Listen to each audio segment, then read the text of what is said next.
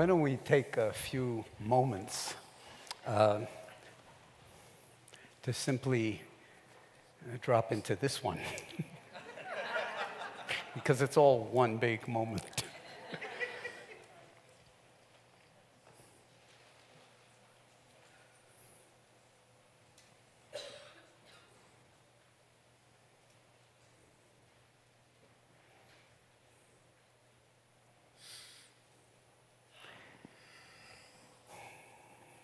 And this is called Old Dharma Brothers in Conversation.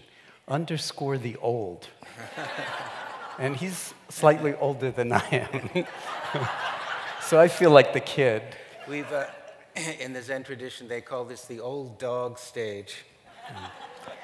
So anyway, if we get too boring, just yank us off the stage or, walk out or whatever. But we thought that it would be kind of interesting to have two specimens, so to speak, of our generation, because very early on in our lives, we crossed paths with something or contacted something that completely transformed how we are in relationship to life. Would you say that's fair for you? Completely, yeah. Completely is an understatement. We first met in Cambridge in 1974. Both of us were studying Zen with the same Zen teacher, Son Sanim, and there are people back from those days that we're still both friendly with, and one of the enheartening things about these long-term relationships is continuing in life with people whose passionate commitment to the end of suffering started early on and has continued to this day. And there's something that you recognize in each other. A Sufi teacher once said, you can smell it like horses. Horses smell each other. You can kind of smell that passionate commitment, and it's a great joy. And we cross paths in a particular tradition that is very dear to both our hearts, and in some sense we grew up in that tradition. And this is what would be called in Chinese the Chan tradition that moved into Korea and Japan and became known as Song in Korea and Zen in Japan. And there's something about this tradition that I think restructured me on a molecular level, so to speak, or an atomic level. It really turned a lot of things around, to, coin a phrase. And, and the roots of my work over the, past 50 years that I've been practicing really comes out of that tradition, as well as other Buddhist meditative traditions. But the power of that one was that it was really about non-duality from the very beginning, going back to Tang Dynasty China. And since the subtitle of our conversation has to do with mindfulness, the Diamond Sutra, which lies at the heart of the most recent book that Stephen and Katie have come out with, called A Mind at Home with Itself, that these streams are really profoundly interrelated, as you'll see when you read that book, that the Diamond Sutra is an extremely radical relationship to reality. And what did it for me was the story of Hui Neng, the 6th Chan patriarch in China in 7th century China, where he's no education. He's the rice pounder in the monastery, the lowest person on the totem pole, and he walks by the kitchen at one point, and he heard one line from the Diamond Sutra.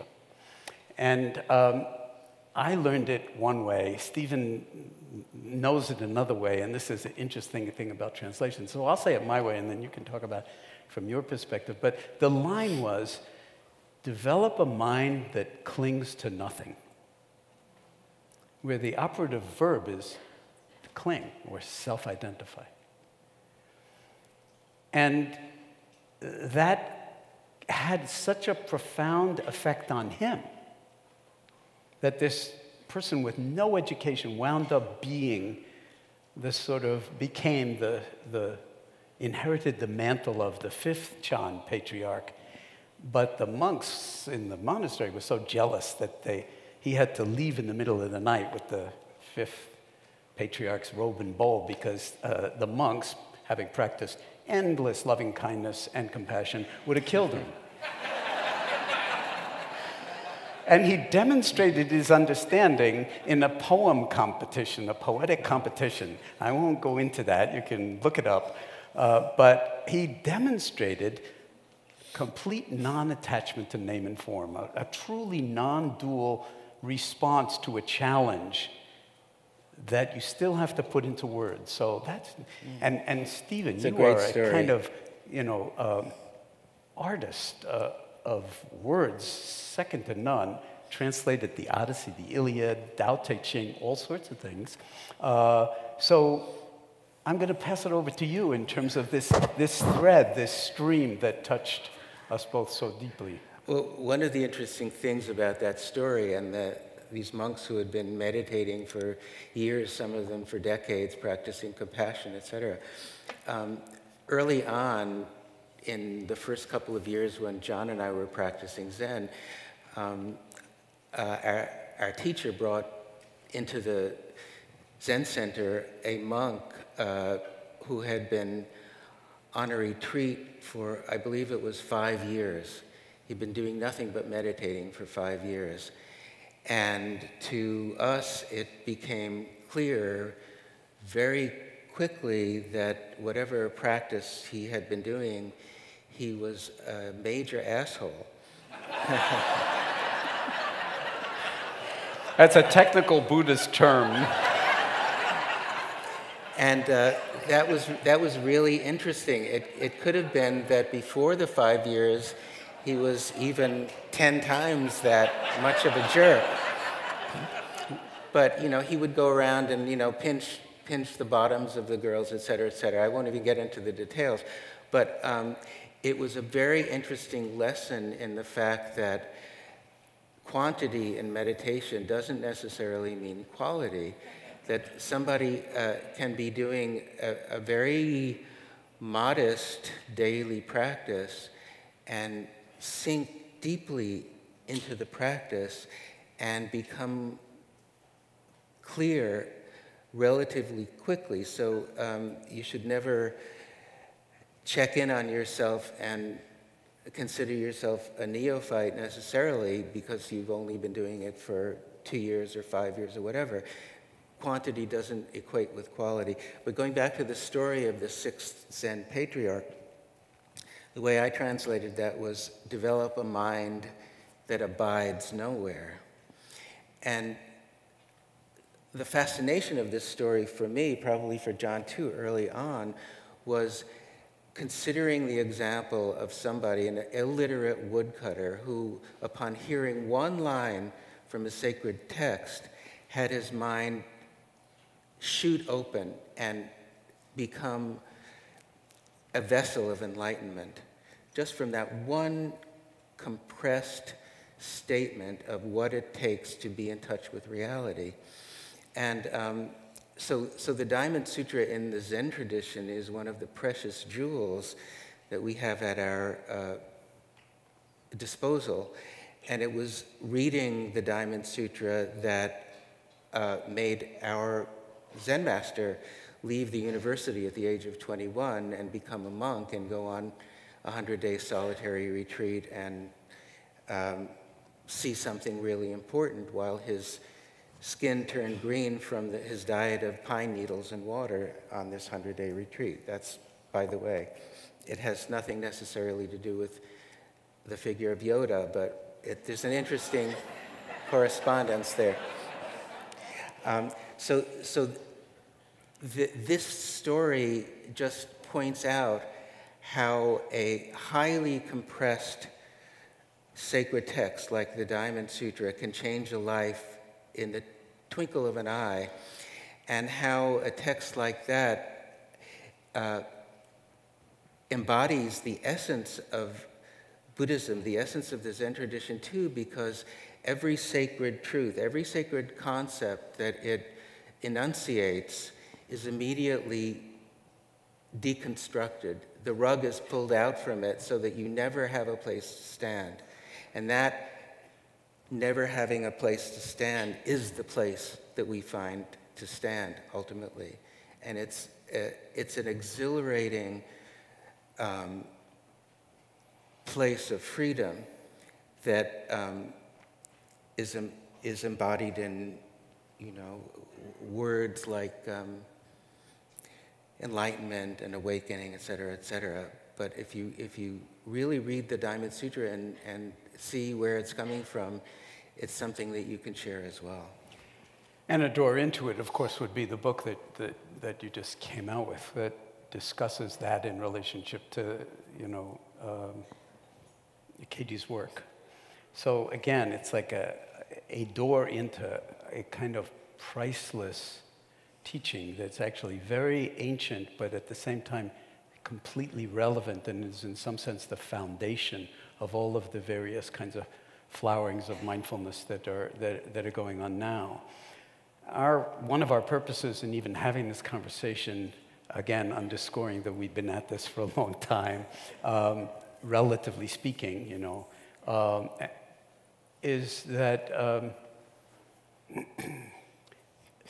depth of practice is, as you were saying, not related to time of practice. It has something to do with your willingness to open up to the full dimensionality of your being right in this moment, and then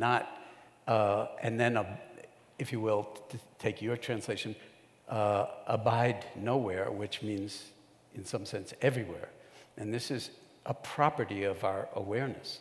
It's an aspect of our humanity that we never get any schooling in. So when we learn to cultivate inhabiting wakefulness and not clinging or seeing how much we cling to this, that, and everything else, then the liberation happens right in that moment. It's not like, now I'll meditate and go into a cave someplace and find some Zen master to teach me, and then after 30 or 40 years, I will attain some special something. But it's actually a mirror reflecting back that you're already insanely special. That it's not like having some special state where you'll say that that's it, but more actually recognizing that every condition that you are in is unbelievably special.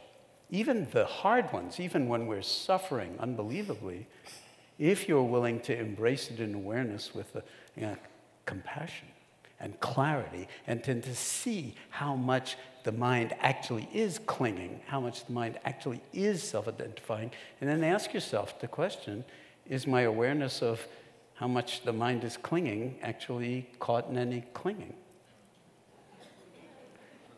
And in that moment, that's a moment of liberation, it's a moment of freedom. Start instantiating that as a regular practice, then you're actually switching what I think of as the default mode network. If you know all that neuroscience languaging about meditation, you're switching the default mode network, which means when we go into a scanner, somebody puts you in a scanner and says, don't do anything, just lie there. And the midline region of the frontal cortex just goes insane. And what it's going insane with is generating narrative about your favorite subject, which is me. And I don't mean me, I mean, it's what Dan Siegel was talking about yesterday. My favorite subject, myself, okay? And when we train in MBSR, studies are showing that another network comes online, and where there's no narrative, there's no time. It's just this breath, this moment, wakefulness. And this one becomes uncoupled from this one, and this one attenuates some. So we don't take the story of me to be who me really is.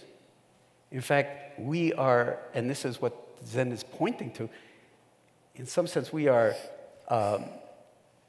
far, far bigger and more miraculous and more beautiful than our narrative of who we are and how much we are, as you heard, either wounded or unworthy or whatever the narratives are that we run through our heads so much.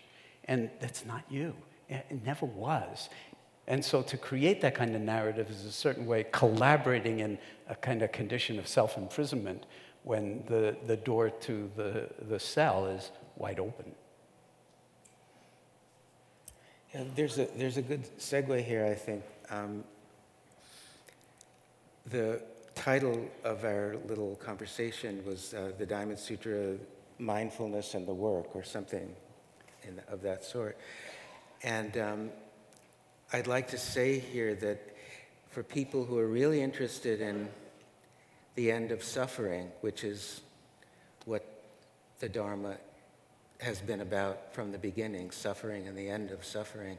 And when I say the end of suffering, I don't mean the alleviation of suffering, but actually the end, so that life becomes free of anger, sadness, fear, depression, disappointment, etc. That it's really possible to live a life without any of those emotions. Not by substituting positive emotions, which doesn't work, but by actually getting to the root of all suffering.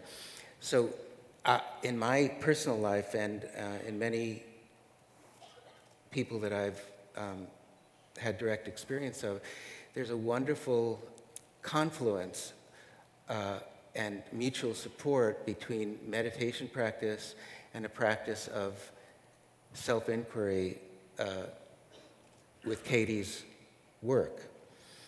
And what mindfulness practice, among other things, makes available is the ability to go deeply into yourself, into a place of great depth and silence, where the drama of life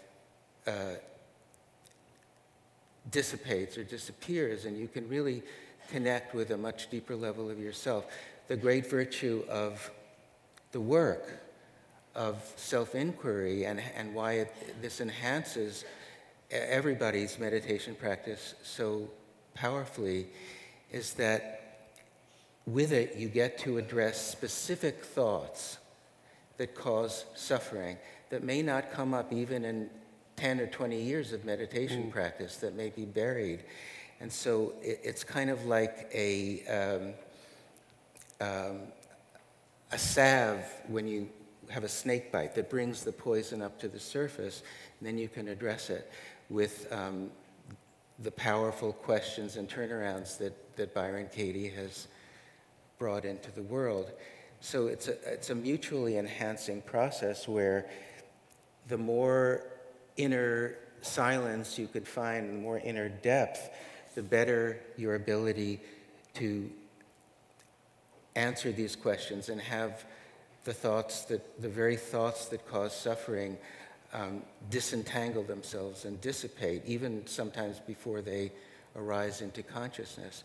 And vice versa, the more you can address and question the specific thoughts that are causing your suffering, the deeper your ability to penetrate into the depths of silence becomes.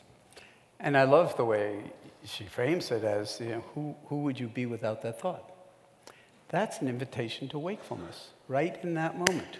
Who would you be? And how come you know who you would be without that thought? That's part of the inquiry, is that there's a whole deeper level of knowing going on that we've actually never met, never encountered, or don't trust. And so part of it is like coming to see that this is not one more thing that you have to include in your already busy day that's just going to, now I have to like be in, sort of liberated from all suffering or something like that, which is just another garbage thought. But to actually recognize that you're already whole.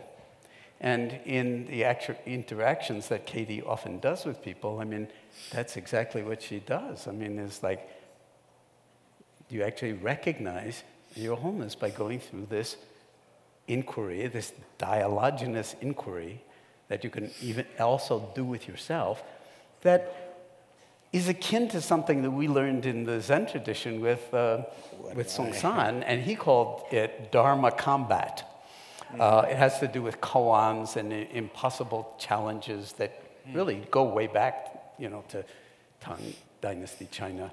But there's a willingness to be a little on the crazy side, because let's face it,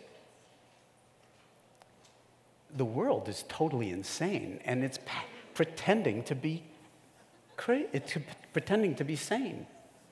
So one story that comes to mind right in this moment about that is one day we had a kind of event at the Cambridge Zen Center, and somebody came in, and after the Dharma talk, Sansanim was sitting there, and one of us was giving the Dharma talk, and you have to picture this is like us all in Zen robes, and he's got this shaved head and big, round Korean face, and just a massively beautiful person, and very impressive. And somebody asked the first question after the talk, the hand goes up, and the person got called on, and he asked this question, and I don't remember the content of the question, but it was the kind of question where all of the heads in the room just went like this, because it was really, really, really crazy. I mean, really. And then when the question was over, all of the heads in the room went like this to focus on Sansanim. And Sansanim took his glasses and moved them down on his nose, and he peered over the glasses, and he looked straight at this guy, and he rubbed his bald head, and he has this Zen stick here, and it's like very impressive. And he goes, and I'm going to imitate him exactly the way he said it, "You crazy." And I was sitting next to him on one side, and I said, "Oh my God, Sansanim, when somebody's really crazy, you don't say that you're crazy." I was mortified, but he wasn't finished. This guy was tricky. It's a two-step. So he said, "You crazy, but you're not crazy enough." And the message was, in an insane world, you have to be willing to be crazy enough to be sane. And how do we do that work?